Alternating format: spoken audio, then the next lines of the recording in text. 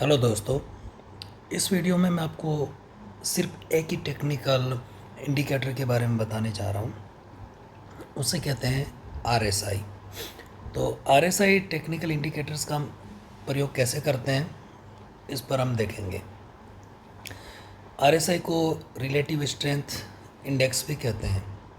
ये क्यों ज़रूरी जानना या क्या काम आता है ये मैं आपको बताता हूँ। आरएसआई या रिलेटिव स्ट्रेंथ इंडेक्स से हमें ये आइडिया लग जाता है कि कोई स्टॉक शेयर या सिक्योरिटी जो है वो अभी किस जोन में है। जैसे कि क्या वो इस समय बुलिश जोन में है, बेयरिश जोन में है, या अभी इन बिटवीन है, जैसे कि न्यूट्रल है, या वेरी बुलिश है, या वेरी बेयरिश है। इस तरह का आइडिया हमें लग जाता है। कई बार वेरी बुलिश को ओवरबोट भी कहते हैं और वेरी बेरिश को ओवर सोल्ड भी कहते हैं।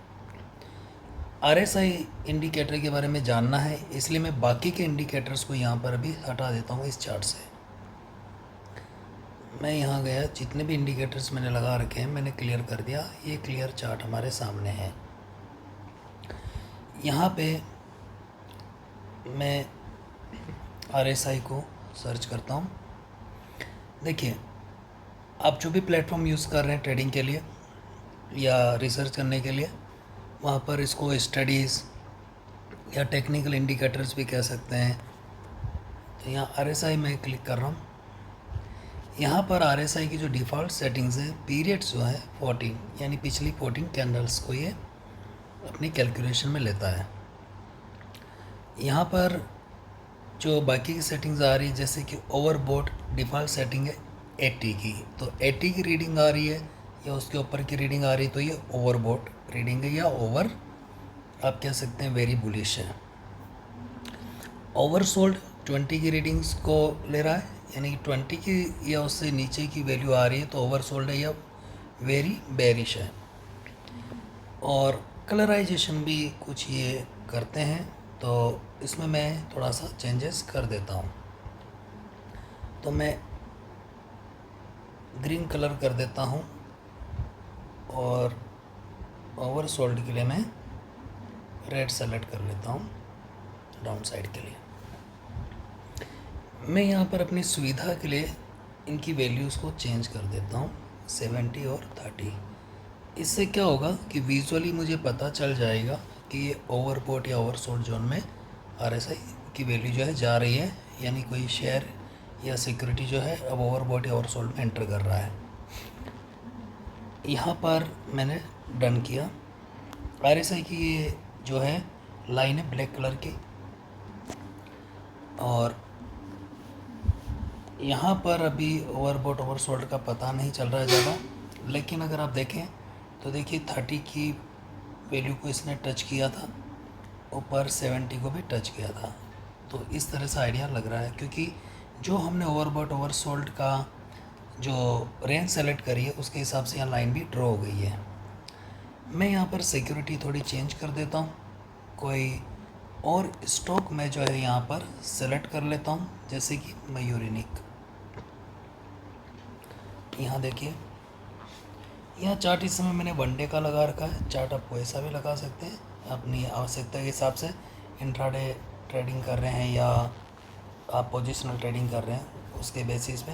यहाँ देखिए वनडे का चार्ट, तो ये जो ग्रीन आ रहा है तो इससे पता चल रहा है कि काफ़ी टाइम तक ये या इस दौरान जो है जो ये ओवरबोट जोन में रहा। तो यहाँ इधर देखें आप, यहाँ वेरी बेरिश या वेरी ओवरसोल्ड जोन में ये रहा स्टॉक। हम 50 को एक मिडल पॉइंट मान करके चलते हैं। 40 से 50 की रीडिंग को यूजुअली न्यूट्रल जोन माना जाता है। चलिए हम इस पर गूगल भी कर लेते हैं कि हमें क्या जानकारी मिलती है। तो मैं स्विच करता हूँ गूगल पे।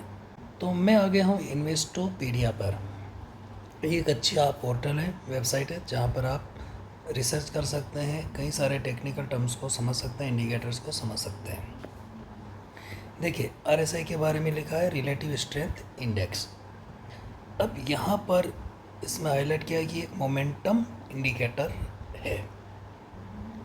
यहाँ पर आप आ जाइए, traditional interpretation and usages of the RSI are the values of 70 or above indicate that security is becoming over bought or over valued, may be primed for a trend reversal और corrective pullback in price। यानी कि अगर 70 या 70 से ऊपर की reading जा रही है तो वो ओवरबॉट हो गया है, ओवर वैल्यूड हो गया है या ओवर प्राइस्ड हो गया है, वहाँ पर प्रॉफिट बुकिंग देखने को मिल सकती है, करेक्शन आ सकता है और प्राइस में थोड़ा पुल बैक देखने को मिल सकता है। एंड RSI रीडिंग ऑफ 30 और बिलो इंडिकेट्स एन ओवरसोल्ड और अंडर वैल्यूड कंडीशन। तो जब अंडर वैल्यूड कोई स्टॉक आ जाता है तो उसे यूजुअली लोग बाग खरीदना पसंद करते हैं, फ्रेश बाइंग वहाँ पर देखने को मिलती है। अब यहाँ पे अलग अलग कैलकुलेशन जो दी हुई है वो आप यहाँ पर देख सकते हैं। तो अब मैं वापस अपने ट्रेडिंग प्लेटफॉर्म पे स्विच करता हूँ। तो यहाँ पर हम देख रहे हैं दोस्तों कि 50 को हम एक मिड पॉइंट मान लेते हैं और अगर 50 से ऊपर जा रहा है वापस तो हम समझ सकते हैं कि वापस जो है बुलिश रिवर्सल ट्रेंड आ रहा है, वापस बुलिश साइड में जा रहा है। और 50 से नीचे जा रहा है तो ये आइडिया लग जाता है कि यह बेरिश मोड में जा रहा है। अगर 40 भी क्रॉस कर देता है तो ख़ास तौर पे 30 जो अभी हमने ओवर सोल्ड में आर्क किया हुआ है, अब 20 भी मान सकते हैं, डिपेंड करता है आपकी स्ट्रेटेजी पर। तो जब ओवर सोल्ड में आ जाएगा तो यहाँ पर हम फ्रेश परचेज करने के बारे में जो है सोच सकते हैं। जैसे यहाँ रीडिंग जो है देखिए 30 पर लाइन ड्रॉ हो रही है, 30 से नीचे आया, हम अगर इसको 20 भी माने तो हम चेक कर सकते हैं कि करंट रीडिंग क्या है। जैसे अभी करंट रीडिंग जो आ रही है वो राइट साइड में दिखा रहा है, ऊपर में टॉप में 65 वहाँ चल रहा है अभी। लेकिन अभी जब मैं ये पॉइंटर्स को इधर उधर ले जा रहा हूँ तो मैं देख सकता हूँ किस लेवल पर क्या रीडिंग थी। तो यहाँ पर ये ड्रॉप इसको जो हुआ था ये लगभग 15 के आसपास में चला गया था, 15-16, तो 20 से नीचे भी आया था।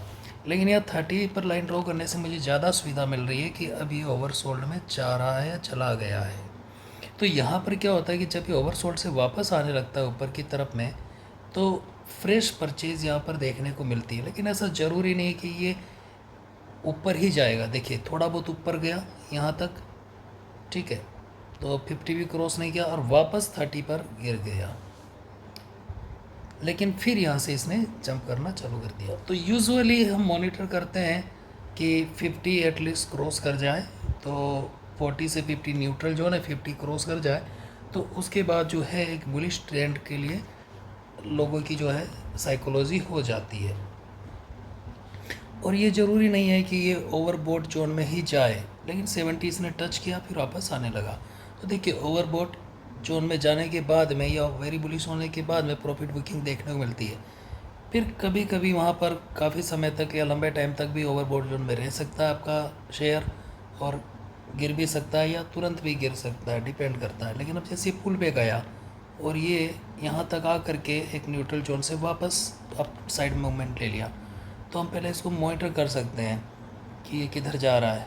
वापस अप साइड जा रहा है, 50 फिर क्रॉस किया तो हम अपनी पोजीशन को कंटिन्यू रख सकते हैं, फ्रेश पोजीशन ले सकते हैं। आप देखिए रीडिंग्स को, तो ये डिपेंड करता है। अब जैसे मैं यहाँ पर इंट्राडे पर्सपेक्टिव से 50 मिनट्स का टाइम फ्रेम लेता हूँ, तो यहाँ पर 14 जो है जो टाइम फ्रेम RSI का लिया हुआ है ये उतना मददगार साबित नहीं होता है।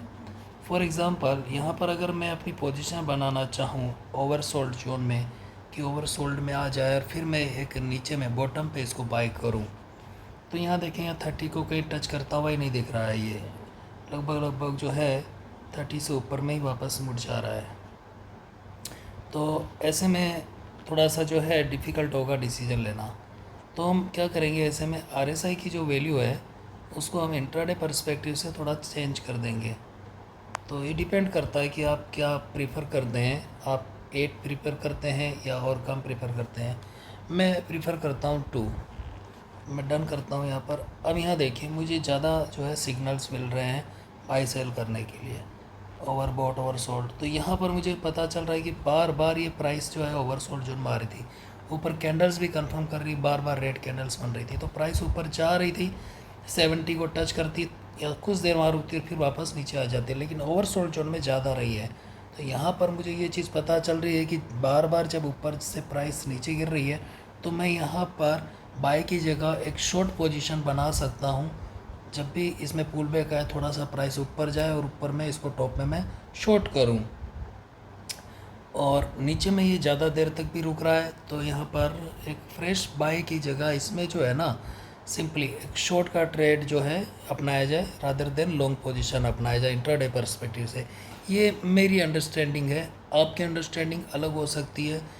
आप किस तरह का व्यू आप रख रहे हैं ओवरऑल। अब यहाँ पर बात आती है, देखिए, क्योंकि ये गिरावट इसमें देखने को मिल ही रही है, इसीलिए तो यहाँ पर अभी मैं टाइम फ्रेम थोड़ा सा बढ़ा देता हूँ, 1 आवर का कर देता हूँ। तो भी आप देखेंगे कि ओवरसोल्ड जोन में ही प्रोलॉन्ग टाइम तक रहा है, ज़्यादा समय तक ओवरसोल्ड जोन में रहा है। चलिए हम यहाँ पर कोई दूसरा ले लेते हैं, जैसे ये आ रहा है हमारे पास में कल्याण ज्वेलर्स। तो व्यू चार्ट देखते हैं इसका। तो अभी इसमें हम देखें कि ये ओवरसोल्ड जोन में यहाँ पर था, यहाँ ओवरसोल्ड जोन में रहा, तो मैं इसमें हाथ नहीं लगाऊंगा, और अगर लूँगा भी तो बहुत कम क्वांटिटी में लूँगा। लेकिन जैसे ये वापस 30 की रीडिंग से ऊपर आने लगेगा तो मैं अपनी फ्रेश पोजीशन बनाने शुरू कर सकता हूँ। लेकिन अगर मैं वेट करना चाहता हूँ तो मैं इसकी रीडिंग 50 क्रॉस होने का वेट करूँगा। ये 50 क्रॉस हो जाए तो मैं अपने इसमें जो है एंट्री करूँ। तो यहाँ पर जो है 50 इसने क्रॉस किया, और यहाँ पर मैं अपनी एंट्री कर सकता हूँ। हालांकि प्राइस यहाँ पर भी ऊपर चली गई थी, यहाँ थोड़ी पुल बैक आई, और मैं यहाँ से भी जो है अपना, या इन दिनों में इन सेशंस में मैं अपनी एंट्री करता और होल्ड करता। तो देखिए, जब तक ये ओवरबॉट में ना जाए, तो यहाँ ओवरबॉट में आने पर इसकी प्राइस में अच्छा खासा मूवमेंट आया। ऐसा भी हो सकता है ओवरबॉट में जाए बिना वापस नीचे आ जाए, पुल बैक आ जाए, तो मैं देखूँगा कि यार ये कम से कम 50 से नीचे तो नहीं जा रहा वापस, और अगर मैं प्रॉफिट में हूँ तो फिर मैं इसको एग्जिट कर दूँगा, दोबारा फ्रेश पोजीशन बना लूँगा। और अगर मुझे लगता है, मतलब दिखता है, लगता नहीं, दिखता है कि ये ओवरसोल्ड जोन में एंट्री करने वाला है, 40 से नीचे भी जा रहा है, तो फिर मैं अपनी पोजीशन को एग्जिट करना पसंद करूँगा अगर मैं प्रॉफिट में हूँ तो। या कोई स्टॉप लॉस है तो स्टॉप लॉस हिट करके एग्जिट करूँगा, या मैं एवरेज आउट करना चाहता हूँ, तो डिपेंड करता है कि किस सिचुएशन में एवरेज करना है मुझे, तो मैं और अपनी जो है इसमें स्टॉक्स की क्वांटिटी को बढ़ाऊंगा। जैसे कि अगर आपने SIP कर रखी है कि हर महीने आपको इन्वेस्ट करना है, थोड़ा थोड़ा स्टॉक लेना है, तो इस तरह के अपॉर्चुनिटीज़ को देख सकते हैं। अभी इसमें देखा जाए तो ये ओवरबॉट में था, थोड़ा सा नीचे आया वापस, वहीं पर एक फ्लैग की तरह चल रहा है। तो यहाँ पर अभी ये ओवरबॉट जोन में है, या ये कहें वेरी बुलिश जोन में है, और वहाँ से थोड़ा सा नीचे आया है। तो अभी आप इसमें कह सकते हैं कि मोमेंटम है। अगर मोमेंटम ट्रेडिंग करनी है आपको तो आप यहाँ पर कर भी सकते हैं, लेकिन अगर एक फ्रेश पोजीशन बनानी है तो पुल बैक का वेट में करना चाहूँगा। लेकिन इंट्राडे पर्सपेक्टिव से यहाँ मोमेंटम ट्रेडिंग करने के अवसर भी मिल सकते हैं। जैसे कि मैं यहाँ 50 मिनट्स का चार्ट लगाता हूँ, और इसका RSI जो है मैं चेंज करता हूँ। तो यहाँ पर देखिए, मुझे यहाँ पर मोमेंटम ट्रेडिंग मिल रही है क्योंकि ऑलरेडी बुलिश में है। तो मुझे इतना मालूम तो चल गया है कि यार इसका बुलिश ट्रेंड है, तो प्राइस बार बार जो है ऊपर जाएगी। तो जो इंट्राडे में जो पुल बैक्स आते हैं उसका मैं फ़ायदा उठा सकता हूँ, ठीक है। तो यहाँ पर जब ये नीचे आया, प्राइस यहाँ नीचे आई और वापस बढ़ने लगी, तो मैं यहाँ पर अपना एक इंट्राडे पोजीशन ले सकता हूँ। तो देखिए, थोड़ी देर के लिए हम भूल जाते हैं कि हम चार्ट को इस तरह से देख रहे हैं। यहाँ समझिए, मैंने चार्ट को छुपा दिया है, ऑलरेडी यहाँ पर 12 बजे तक का दिख रहा है। यहाँ पर ओवरबॉट था, ओवरबॉट से नीचे आया 30 यहाँ पर, तो मैं इंट्राडे कर रहा हूँ। तो मैं अभी यहाँ रेडी हो जाऊँगा कि यार अभी प्राइस नीचे आ गई है और ये वापस यहाँ से ऊपर जाने लगे, तो मैं अपनी एक फ्रेश एंट्री बना लूँगा, क्योंकि हो सकता है इसके नीचे ही पड़ा रहे और काफ़ी समय तक नीचे प्राइस जो है रहे। तो ये जैसे ही मुझे यहाँ ये वाला देखेगा कि यार अभी वहाँ से स्लोप जो ऊपर की तरफ जा रहा है और ये 30 की रेंज से वापस बाहर जा रहा है, मैं यहाँ पर अपना एक जो है पोजीशन बना सकता हूँ। ज़्यादा श्योर होने के लिए मैं 50 की रीडिंग का भी वेट कर सकता हूँ और फिर अपनी एक इंट्राडे पोजीशन ले सकता हूँ। लेकिन यूजुअली मैं यहाँ पे इंट्राडे पर्सपेक्टिव से 50 तक का वेट मैं नहीं करता हूँ, क्योंकि मैंने RSI 2 यूज़ कर रखा है। इसलिए मैं 30 से ऊपर जाने पर भी जो है अपना डिसीजन बाय का यहाँ पर मैं ले सकता हूँ, क्योंकि RSI 2 यूज़ कर रखा है। अगर यहाँ पर मैं RSI 2 की जगह थोड़ा बढ़ा देता हूँ, जैसे 8 यूज़ करता हूँ, तो क्या होता है, तो यहाँ पर देखिए मुझे सिग्नल्स बहुत कम मिल रहे हैं, बहुत कम मुझे ओवरसोल्ड जोन्स के मिल रहे हैं, तो मैं ऐसा बाई करने की अपॉर्चुनिटी देख ही नहीं पाऊँगा। यहाँ की अपॉर्चुनिटी मुझे मिल रही है कि 30 को टच किया, फिर वापस ऊपर चला गया और बहुत ज़्यादा ऊपर भी नहीं गया। यहाँ था ओवरबॉट में, फिर नीचे आया नीचे आया नीचे आया, लेकिन इन बिटवीन जो अपॉर्चुनिटीज़ थी वो मैं नहीं मिल पा रही है। यहाँ पर एक रेड कैंडल लंबी सी बनी, बस यही अपॉर्चुनिटी मैं देख पा रहा हूँ, जबकि अपॉर्चुनिटी देखिए इस कैंडल पर भी है। यहाँ रेड आई, नीचे आया, पुल बैक आया, फिर ग्रीन आई, फिर यहाँ और अच्छी प्राइस ऊपर जंप करी, यहाँ पुल बैक आया, यहाँ ग्रीन आई, यहाँ प्राइस आ गई, अपॉर्चुनिटी है।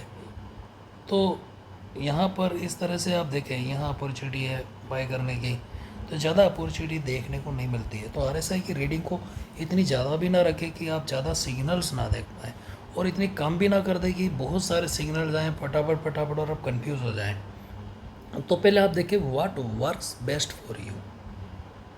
ये आप पर डिपेंड करेगा, आपके माइंडसेट पे डिपेंड करेगा। मैं RSI 14, 8 और 2 को प्रीफर करता हूँ इंट्राडे में, तो मैं 2 ही लगाता हूँ। फॉर एग्ज़ाम्पल मैं यहाँ 4 लगाता हूँ तो मुझे थोड़े सिग्नल्स कम दिखेंगे, तो इसलिए मैं यहाँ पर अपनी प्रीफरेंस है मेरी कि मुझे इंट्राडे करना है तो मैं 2 लगाऊंगा, मुझे स्विंग ट्रेडिंग करनी मैं 8 लगाऊंगा, मुझे लंबे समय के हिसाब से देखना तो फिर मैं 14 का यूज़ करूँगा। जैसे कि मैं यहाँ 1 मंथ का अगर टाइम फ्रेम यूज़ कर रहा हूँ फॉर एग्ज़ाम्पल, या 1 वीक का टाइम फ्रेम यूज़ कर रहा हूँ, या 1 डे का भी यूज़ कर रहा हूँ, तो मैं यहाँ 14 RSI लगाऊंगा।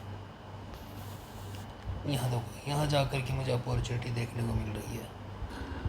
तो देखिए यहाँ 30 पर आया, यहाँ पर मौका मिला वापस, जब 30 से बाहर आने लगी RSI की वैल्यू, यहाँ 30 से बाहर आने वाला लगी, वापस मौका मिला आपको, यहाँ पर भी मौका मिला, क्योंकि जैसे ही 30 को टच किया, जैसे यहाँ टच किया और मैं ख़रीद लूँ तो होगा क्या, प्राइस और नीचे चली गई, यहाँ देख रहे हैं आप। इसलिए बेहतर ये है कि अगर मुझे बाई साइड पे जाना है तो पहले मैं देख लूँ कि वापस RSI ऊपर जा रहा है, फिर से ग्रीन कैंडल बन रही है, और हो सकता है ग्रीन बनने लगे कैंडल फिर वापस नीचे प्राइस गिर जाए तुरंत। इसलिए आइडियली नेक्स्ट ग्रीन कैंडल तक का भी वेट किया जा सकता है।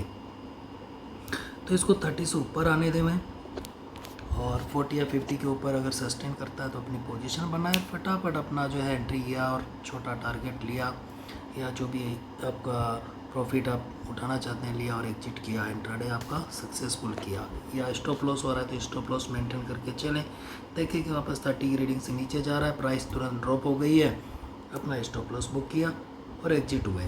तो थोड़ा जो है बिना इमोशंस के आप काम करें, इसमें इस पर हम अलग से चर्चा करेंगे, लेकिन डिसिप्लिन तरीके से यहाँ काम करें तो हम अपनी सक्सेस रेट को बढ़ा सकते हैं।